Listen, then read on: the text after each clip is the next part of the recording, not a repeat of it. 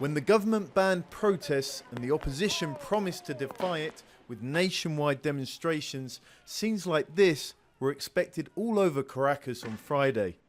Instead, street fights were rare, turnout was lower than expected, and in many places relative calm ruled.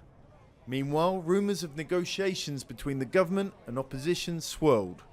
Congressman FREDDY Guevara, one of the opposition's chief spokesmen, doesn't hold out much hope of a breakthrough. Aquí lo que viene es un proceso de profundización de esta crisis. The government offered 1,000 things, but while they still want to continue with the Constituent Assembly, we can't negotiate. The Constituent Assembly proposed by President Nicolas Maduro is a legislative superbody able to change the constitution and rule in place of the opposition-dominated Congress. The vote to create it is scheduled for this Sunday. For the opposition, that's a red line.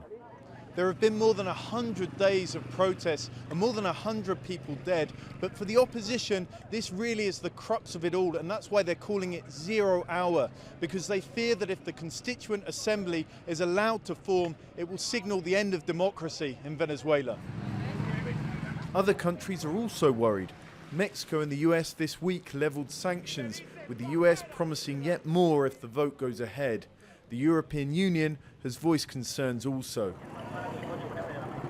But as the political struggle continues, many on the streets are more concerned with basic needs. This 23-year-old student has grown up in a country struggling with chronic shortages. He travelled 10 hours from his home to join the protests. I want to fight for a better Venezuela for my daughter. I want on Sunday that not just my daughter, but all of the children have the possibility of nappies and food. Everything we haven't got in Venezuela right now. The opposition announced Friday that protests will continue throughout the weekend and up to the vote itself. Venezuela's electoral authorities, on the other hand, say preparations are almost complete. The clock is ticking and there are no signs yet of either side backing down. Holman, Jazeera, Caracas.